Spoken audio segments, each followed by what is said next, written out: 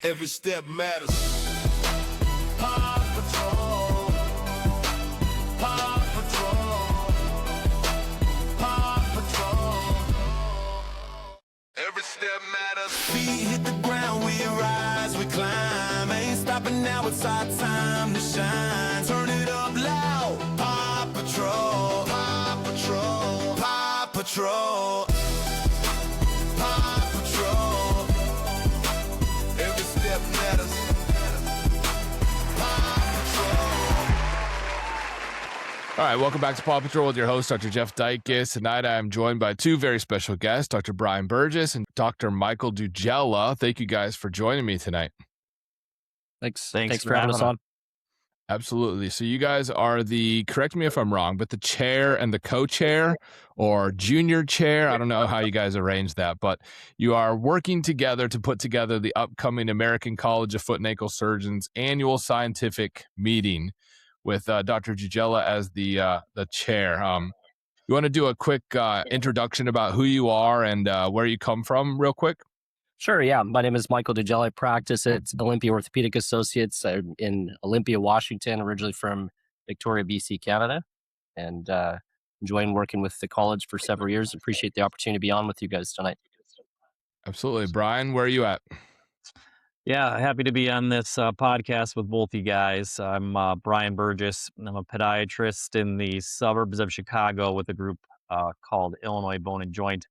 And it's my fifth year, I think, on the ASC committee. And I've had the honor and privilege of kind of learning under Mike for the last couple of years. So it's a big undertaking, I'm sure. We'll get to all that here in a minute, but I think it'd be interesting for people to learn a little bit more about you guys because you both are fellowship directors.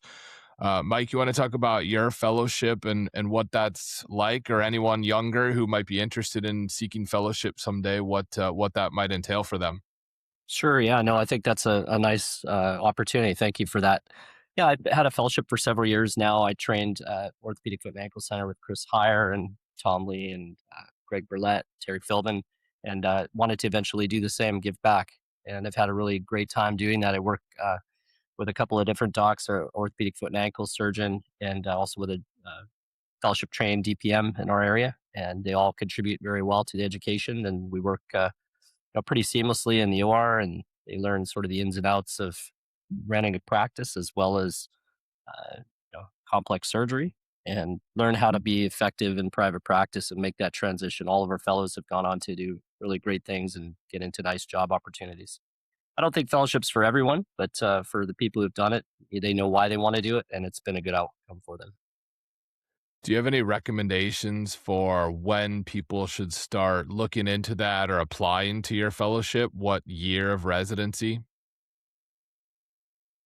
Yeah, I don't think it's ever too early to start making introductions. Just come up and say hi and get to know us a little bit, but certainly early in your second year. Sure. Brian, you want to talk about your fellowship there outside Chicago? for sure. I've had the fellowship up and running for about 6 years now. And my fellows are very fortunate. They have a great group of faculty that they work with, a couple of other podiatrists and several foot and ankle orthopedic surgeons. So our fellows are getting, great experience in the operating room first and foremost. Experience kind of running a clinic, managing staff, and so forth. And so my advice, I would say to any of the students or residents out there, if you're interested in fellowship, probably the best thing to do is talk to some of our past fellows. They're going to shoot you straight. They're going to tell you the honest numbers. You ask, I get asked how many cases my fellow does. I usually guess, and I'm off by a couple of hundred, usually on the low side. So, reach out to our old fellows and they'll tell you the truth. With that being said, and kind of segueing a little bit into the meeting, this year, I think it's Wednesday night, we have the fellows, I don't know if they're calling it a happy hour or a dinner, but it's an opportunity for all current residents to kind of come through, meet all the fellowship directors, shake hands, learn about the program, more likely than not meet past fellows. So it's a great opportunity for us directors, great opportunity for the residents, and it's a great thing that the ACFAS puts on for us.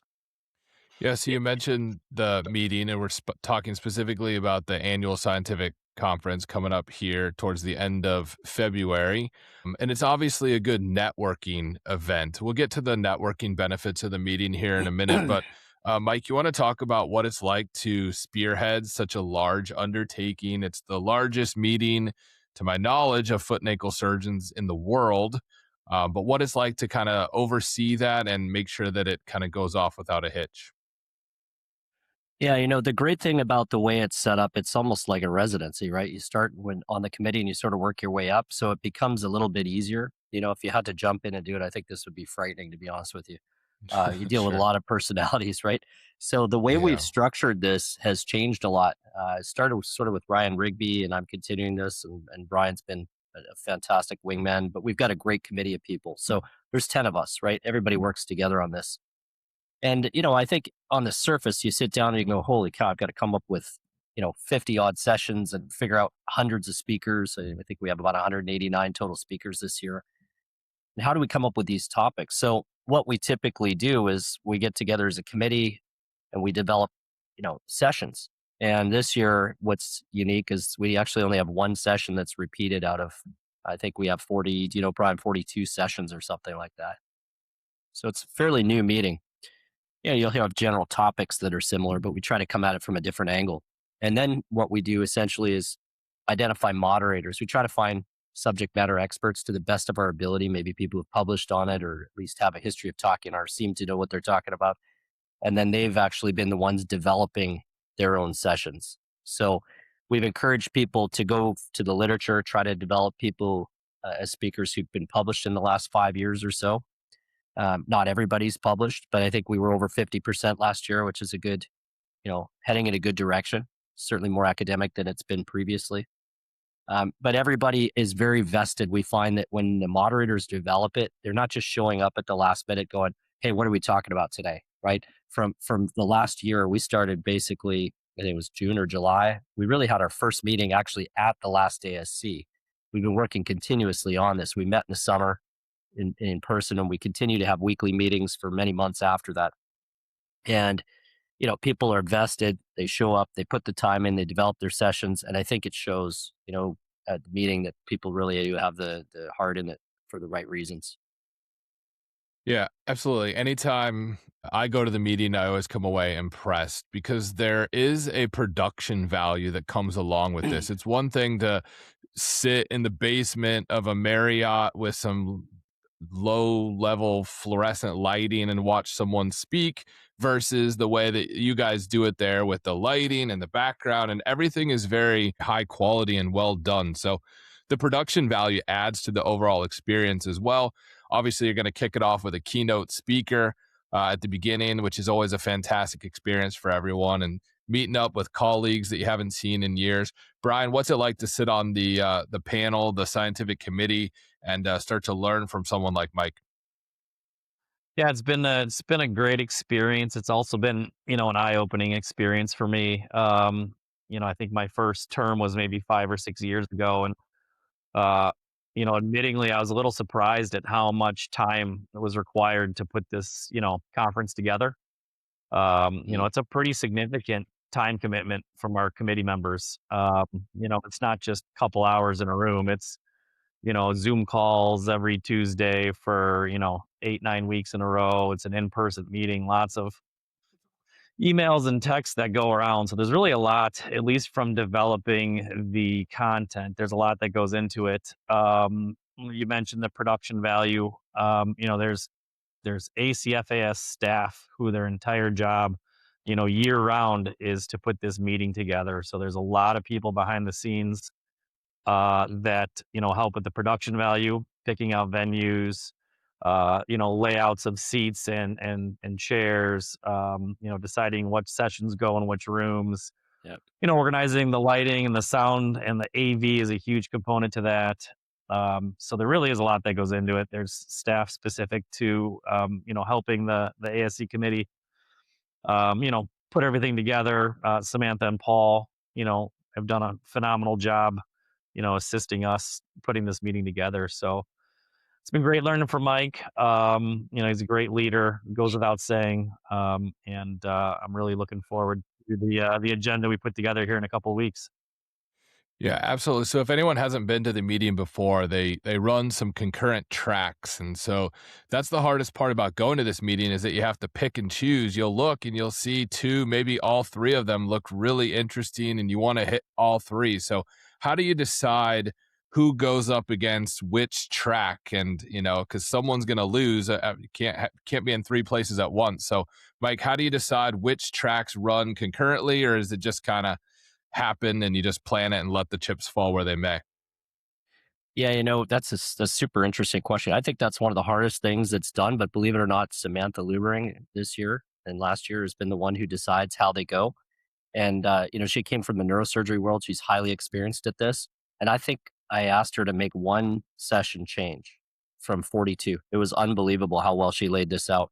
She just sort of looks at subject matter just to make sure it's kind of blended. You don't want two hindfoot sessions going on or two forefoot, up against something that it might be a big draw. You want to try to balance it out in terms of interest. But it's a big challenge. Honestly, that was probably, I think, one of the things I was least looking forward to, trying to figure out how to put this all together. And for example, our international sessions are a big draw for us and we want those rooms to be full. Where do you put that? Is that, 7 o'clock in the morning in Vegas when people have been out till 3 o'clock in the morning? Or is it, 4 o'clock in the afternoon when they finally start rolling in? Right. Brian, how do you get started? It's a big undertaking. So what does it look like? What is, you finish the meeting and then you start rolling into next year. I've sat on the planning committee for our meeting here at the Heartland in Iowa, and it's a little hard to kind of get the ball rolling. Once it gets rolling, it kind of gets a little easier. But do you start with last year's layout and kind of just modify that or roll from there? Or what's the first step that you take as a committee? Yeah, great question. So we actually start planning the 2027 conference, which is going to be in Orlando. So we actually start planning that. We have our first planning committee meeting in Vegas. So it takes place during the 26 ASC. We'll get together and start planning 27. And that first meeting, what it really looks like is just introduction to new committee members. We spend some time looking at the layout of the location of where we're having the meeting. Every meeting location is different in terms of proximity of the meeting rooms to the exhibit hall and so forth. So having a good understanding of the floor layout helps a little bit with designing the meeting. There's kind of a general grid, we call it, that just year after year seems to work. It's that hour session, first thing, the first day, first session, followed by the opening session. We made some changes this year to the overall grid where we split up the manuscript sessions. So in years past, all the manuscript sessions were going on at one time. And so you really had to pick, which manuscript session you wanted to be in. You had to kind of miss the other two rooms, which is unfortunate. And Mike has, always placed a very strong emphasis on publications and research and finding the newly published people to give the presentation. So we really wanted to highlight the manuscripts this year. And so something that we did, which I think is pretty cool, is we divided that up. So no more picking and choosing. You'll be able to attend more than one manuscript session at a time. Mike, how do you start to narrow down the speakers? I think that we're lucky in our profession that we have so many good people who are so well versed in their areas of subject matter that it's kind of hard. Just to let you know, from my experience, we sit down at our meeting and we start throwing out names. What about them? What about them? Yep. What about them? I'll see if they're available. What about them? And then you get to the end and you're like, all right, what did we decide? Did we actually pick any of those people? Or like, how do you start to move forward with actually picking who the speakers are? Because there's a balance there, I would assume, between trying to keep it fresh and not have always the same people, but some people are just fantastic and that they're going to be a big draw or they're going to do such a good job that you almost have to have them come lecture. How do you narrow it down and start to pick who's actually going to speak? Yeah, big challenge actually. So, our thrust has been to try to get as many new speakers as we can each year. And, we had 20% new speakers last year and 20% the year before. And so, that makes it hard because, like you said, there are some great people. You've got the people who are stalwarts who've been there for years, and you don't want to exclude them because they have a lot to offer. But you also have to hear the new voices. And I think the fact that we've had new speakers has really resonated well with the younger people. They realize they do have an opportunity, they do have a voice, and they do have an opportunity in the future to look to getting up there themselves. And that's, what we hear is that's who they want to hear. They want to hear from the old guys, but they resonate a little bit better. So we got ourselves into a bit of a bind last year because we had so many speakers. We actually hit about 190 in the main meeting. This year we're about 145. Like, we just completely obliterated the budget last year. And kudos to the college because they just said, hey, you know what? Do what you need to do. We'll try to cone it down a little bit next year. And they were really willing to help us with that. And so what we tried to do is to get as many voices in the room and not have people stacked with 4, 5, 6 talks. We wanted people to have a couple of talks, really talk about what they were passionate about, what they were interested in, what maybe they had published on. So that they put everything they had into that. It wasn't kind of a last minute throw together. What are we talking about today again? And I think it's paid big dividends. The problem is you always end up excluding some people, and there's hurt feelings, right? And you exclude some good people. Believe it or not, it sounds like there shouldn't be 190 speakers. I could come up with probably 300 speakers off the top of my head. So Sure. everywhere people get excluded. That being said, I think that 1 or 2 talks per person amounted to about 145 odd speakers this year. And, we try to get the new people. Again, how do you get new people? You listen to other people. You get your moderators choosing, and you go to the literature. Those are the people where you're going to get new voices. Yeah, that's where I was going to spit off next, Brian. If someone out there who's listening to this podcast thinks, hey, I'd be interested in speaking someday, but I don't know how to go about that, or I don't know how to get my name out there. How do I get up on the stage someday? Maybe they're not ready for that quite yet, but maybe they think down the road, I would love to be up there someday. What do you think the best routes or mechanisms for those people would be? For sure. We get that question a lot. And the question comes up when we're considering new speakers too. Certainly whoever is to be considered, has to have a handful of years under their belt, right? You have to have some experience. You can't be fresh out of residency or fellowship, where you haven't been in practice long enough to see your complications. Yeah, they're coming. Anyone listening, they're coming. For sure. So that's the first thing is, don't expect, first year or 2 or 3 out of residency or fellowship to be on the speaker panel. Number 2, if it is something you're interested in, we can't say enough. Mike mentioned it, but I think we need to highlight it. There's no better way to promote yourself than to publish on, whatever topic you're interested in. There's no better way to show that you belong there than to have a publication behind your name. So that's number 2. And then number 3, if you're checking those boxes, then there is on the ACFAS website a volunteer form, a simple form you can download, fill it out. It basically lets the college, it lets the committee members know you're interested. If you're not reaching out to us, if you're not filling out the volunteer forms, we might not think to ask you. So that volunteer form also goes a long way. Yeah, you guys are one step ahead of me tonight because that's where I was going next with my very next question. You mentioned speakers who have published. So, Mike, what are the benefits of having someone who's published speak? There's the obvious benefit of, well, they're probably a subject matter expert, but not everyone who publishes is actually a good speaker. So sometimes you ask someone to come speak because they've published, and then you hear them speak and you're like, you should stick to research. You're really good at research. So, Yeah. so how do you know that ahead of time? Or, what are your thoughts on getting people in there? What's the benefit to you of people who have published? Yeah, Jeff, honestly, you don't always know, right? And there used to be kind of an unspoken rule in the college that you should have spoken at least regionally for some of the college meetings, maybe some of the pre-course. I mean, I started kind of with pre-course and stuff. Took me a few years of that before I was able to get an opportunity. You don't always know that they're going to be a great speaker. We rely a little bit on word of mouth. Have they spoken at regional meetings before? Have they been at state meetings? Have they done other ACFAS, committee work, things like that? But again, it's do they know the topic that they're talking about? Have they actually done the work? years ago, I think all of us have been to meetings, maybe even not that far ago, where you listen to somebody talk, you're like, I'm not sure they really do this, right?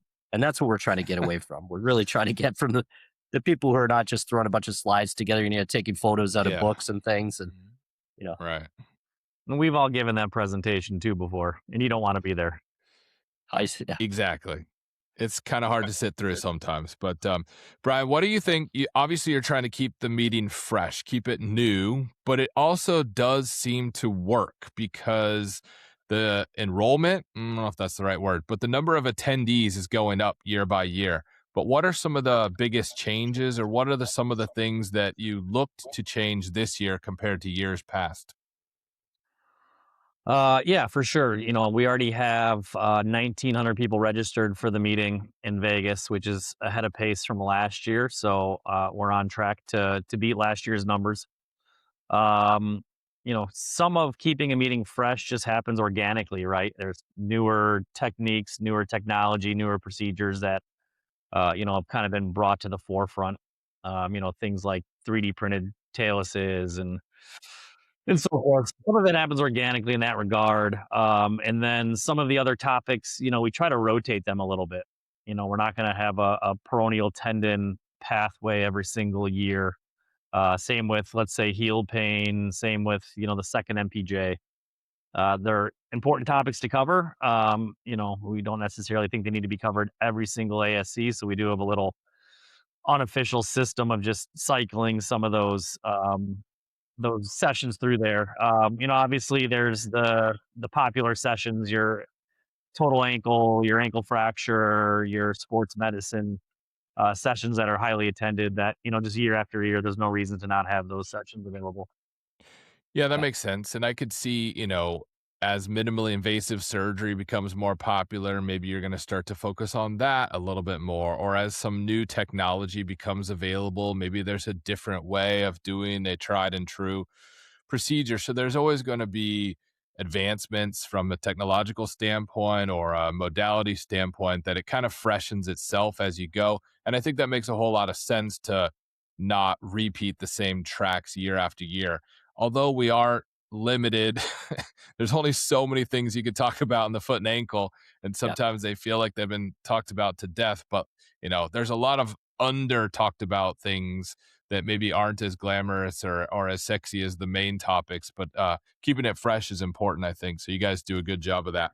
Your point, maybe 4 years ago we did not have any MIS related talks. And then 3 years ago we had an MIS bunion pathway. And then the following year, we had a MIS bunion complication pathway, right? And then the following year, it's MIS, everything besides the bunion pathway. So, to your point, kind of evolves, that way as well. Absolutely. Yeah, Brian, I think you might remember, I'm not a big MIS guru. I'm kind of a late adopter. I'm trying to figure this stuff out. But last year, we had 3 sessions on MIS. And do you remember me talking about going, man, I don't know, like, is this going to be okay? Are people thinking this is too heavy? Are we going to get blown out? Those rooms were like bursting at the seams, right? Yeah, There's more people in seeing that than pictures. total ankle room. It was standing room only. Yeah. Yeah, people love to learn about the newest, latest, and greatest, especially, people are always going to be selfish. I don't say that in a bad way, but they're going to go to the tracks that are going to teach them something that they can take to their practice. Maybe they don't do total ankles, and that's not going to be for them. They're going to go somewhere that focuses on things that they see, the patients that walk in their door, and things that can help them on a daily basis. So it almost kind of sorts itself out. Which ones are going to be the most popular? Well, it's probably the ones that people are going to end up taking that knowledge and going back to their home and utilizing that knowledge the most. How do you guys, Mike, I guess I'll focus on you for a second. How do you balance education, because that's ultimately why we're here, but we also rely a lot on industry. Yep. We are intertwined with industry from a financial standpoint. They help us and they make the meetings possible. We support them. They support us, goes hand in hand. But it is an educational meeting with CMEs. So how do you strike that balance of, yes, we're here working together, but obviously when it comes to the CME, we have to kind of put a little separator between those two? Yeah, great point. We highly depend on the industry people. We couldn't do this meeting. It would never cover itself. I mean, we get significant input from those guys financially. and it also helps the meeting be better, right? For example, the lab-based afternoon sessions that go on for a couple hours. We've got a sports med one this year that Nicole Briette's putting on. It has, I think, 5 different vendors bringing a ton of different equipment. That if we had to pay for that, it just never would happen, right? We Mhm. try to keep the academic stuff as pure as possible. Try to keep our people not talking about industry-based stuff. Sometimes it creeps in. We like to hear about it if it does, and we try to make corrections. But we're highly indebted to those guys. It's totally symbiotic. It has to be there these days. Yeah. Are there any kind of times where it strikes a chord of like, uh-oh, maybe we shouldn't have that be involved? Or does it ever come up as like a problem, or does industry know like, okay, they're gonna focus on this, we're gonna focus on the meeting, and we just work symbiotically, like you said? Brian, you want to address that? There's been some issues for sure. Yeah. At least from our standpoint on the ASC committee, there's, kind of a line drawn. We put the meeting together, we focus on the academic content. And then there's staff liaisons, kind of behind the scenes that are doing the industry stuff. This year we have already over 200 exhibitors signed up, um, in the exhibit hall. I think the exhibit hall is, I don't know the exact size, but 40% larger than last year. I think it's going to be massive.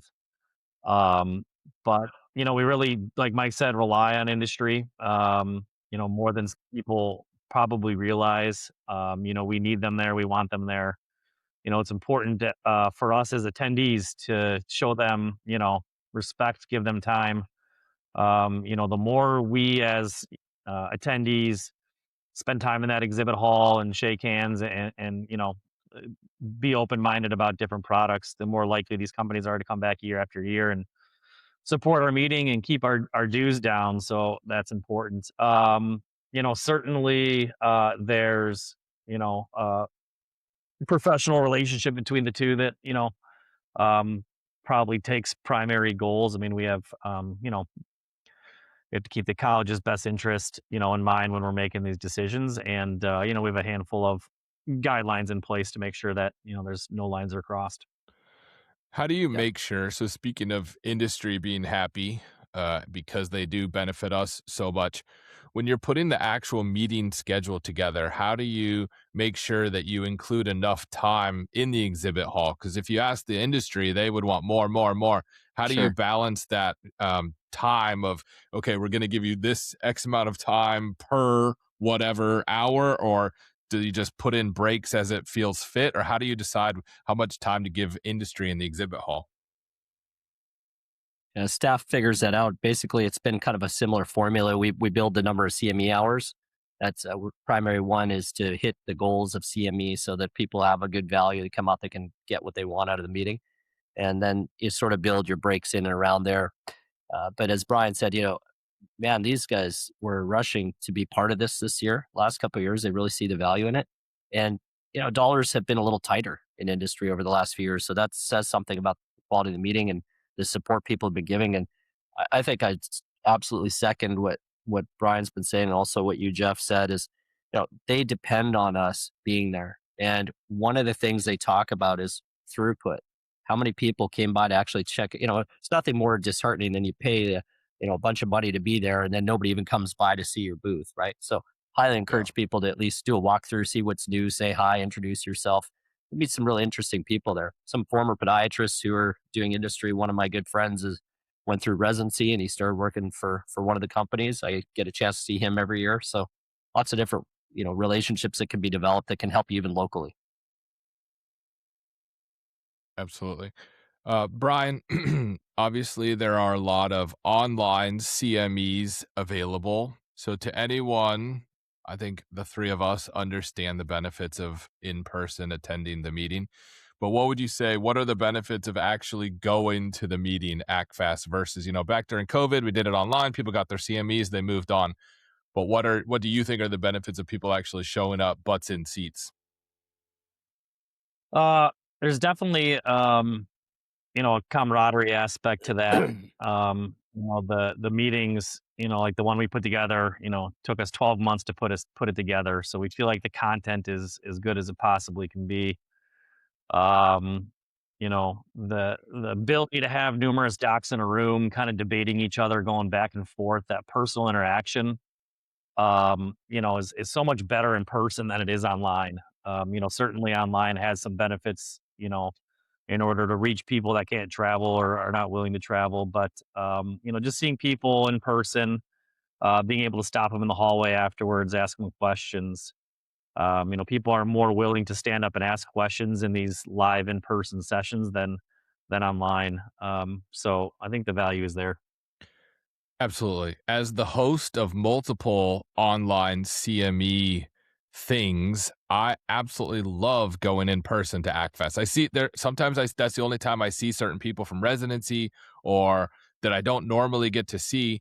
And yes, there are benefits of online CME from an ease standpoint, but I love attending in person, seeing people, actually interacting with them in person just has such a different and more authentic feel than online.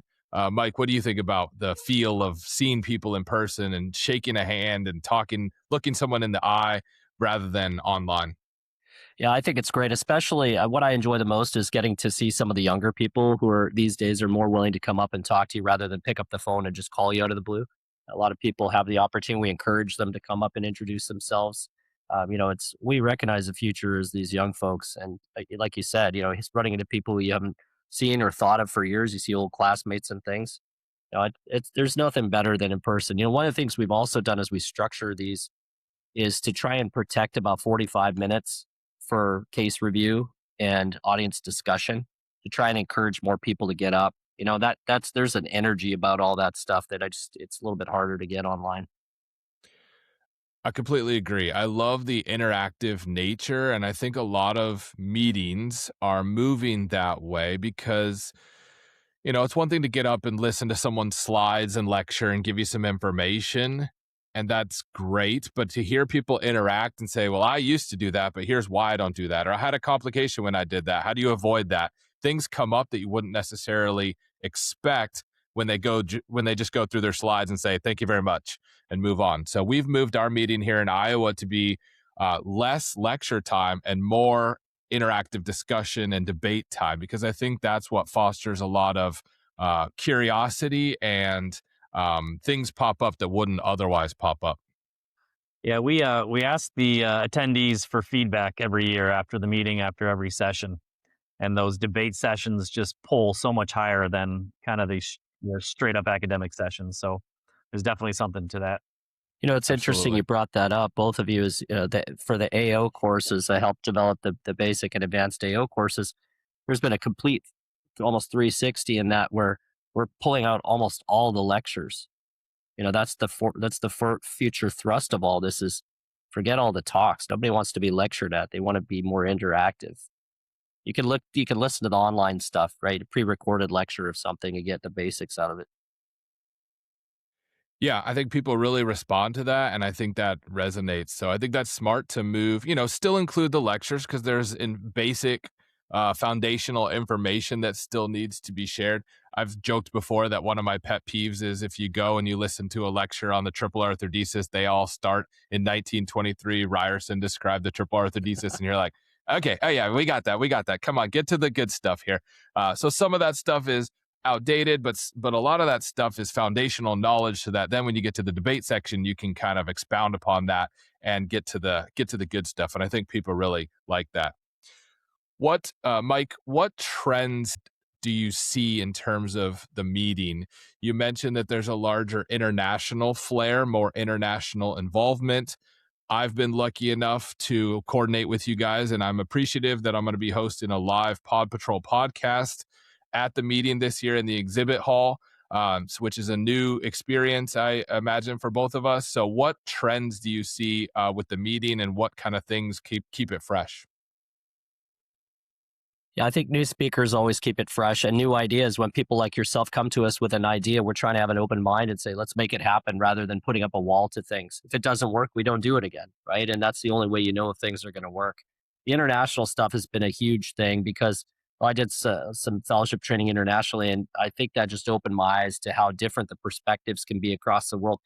I've never met somebody that I didn't learn something from, right? And I think that's been it is how do we get rid of just the same old stale stuff and every year try to spin it a little bit? One of my good friends, he was a co-fellow of mine when I was in Switzerland. His name is Bom-Soo Kim, and he's one of the head guys in Korean Orthopedic Foot and Ankle Society. He said to me the first time he came to ACFAS in Vegas several years ago, he goes, how do you keep this fresh every year? He's like, how many different ways can you talk about bunions and things? Because he's referring to AOFAS, how it's primarily research based. He's like, how do you make symposia interesting? Hmm. Yeah, good luck with that, right? I mean, you can only be so dynamic as a speaker. There's two things that make something interesting, the topic and the speaker. And a really good speaker can make a boring topic interesting and vice versa. But if you have a boring, tired topic and you're talking about research or, like you said, stale, then you're not going to get people that come back. And I think, as evidenced by the fact that the number of attendees is increasing every year with ACFAS, not only are people enjoying what they're hearing, but they're coming back again and again. You might think, oh, I went last year, I don't need to go again, I'll get my CME online. But there's something. It could be the camaraderie, it could be the interpersonal interactions, the dinners, the fun part. Also, it doesn't hurt that it's in Vegas, but you guys are obviously doing something right to get people to come back year after year after year. Is that what you've seen? Is it's a lot of repeat customers, a lot of repeat attendees year after year? I'll let Brian take that.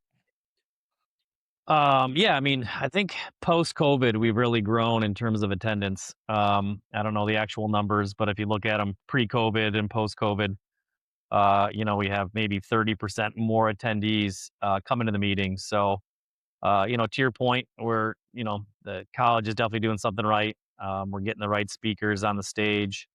We're picking the right locations, with maybe the exception of Los Angeles a couple years ago.